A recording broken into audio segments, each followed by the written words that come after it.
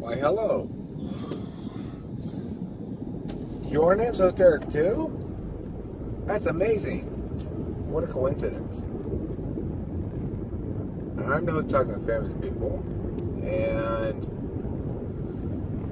I am going to talk today about something I read as I'm researching the Enneagram model of personality that struck me as worth mentioning and worth talking about, which is specifically in one of the descriptions of Type 7, it indicates that the Type 7 personality type wants to close the gap much more quickly than would normally be considered socially acceptable. By close the gap, what do I mean? Well, it means emotionally close the gap between people. So if you meet new people and you want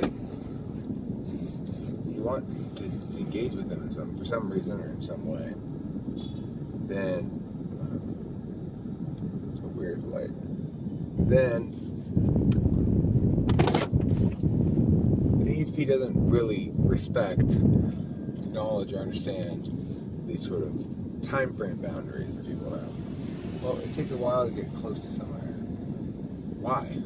I want to get close to you right now. I want to get close to you. Why do I want to wait? It doesn't make any sense to me that I should want to wait.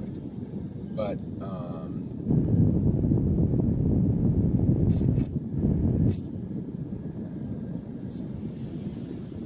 anyway, so this is something that's always gotten me in trouble my whole life. Candace, my ex-wife, used to say that I made terrible first impressions. That, if you give me a chance, most people like me after they give me a chance, but I make terrible first impressions.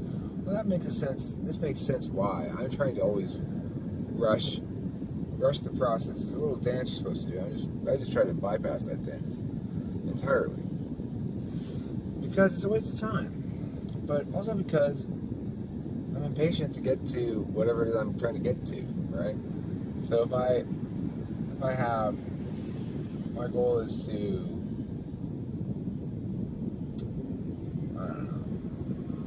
my goal is to bond with you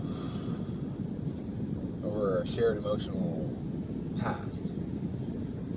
Well, that's going to play out much the same way as if my goal is to bond with you over a brand new shared interest that I just met you over.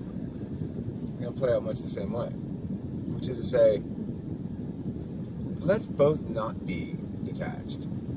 It's odd because the ENTP is the most detached from these ideas, I'd like to think. It would make sense that he would be, given Annie in the dominant slot. That if we're constantly creating new truths, it's easy to toss aside existing ones. Or easier than it is for most people. And granted, we have our own axiomatically dependent models to worry about as well.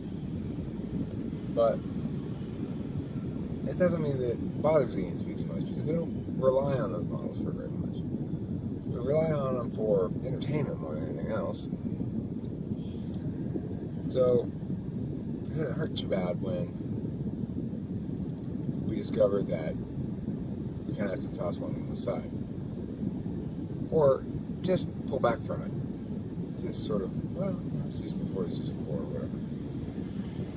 It doesn't matter. Who cares? I'm not attached to any of those things anymore. I can always make new ones. But people relationships are very different, obviously. And I do very much get attached to people relationships, although not in a remotely codependent way. There are times when I feel lonely. I'm struck by, pretty rarely though. I mean, I'm pretty surrounded by people all the time, so if I'm feeling lonely, I need to check the mirror and see what the hell's going on, because no reason for me to feel lonely.